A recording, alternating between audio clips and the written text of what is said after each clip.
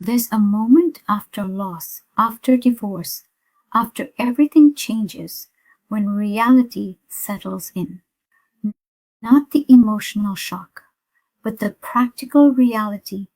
Bills still exist, responsibilities still exist, life keeps moving forward, and suddenly you realize something.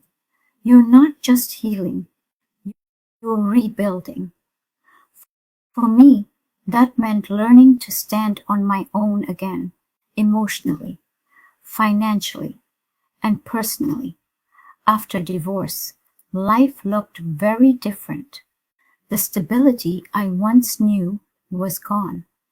And after losing my daughter, everything about my priorities shifted. Grief changes how you see the world. What once mattered doesn't always matter anymore. And what truly matters becomes very clear. Rebuilding meant learning how to create a life that protected my peace. Not a life built around survival, but a life built around intention. And that takes time. It takes courage. And sometimes it takes walking away from things that once felt permanent.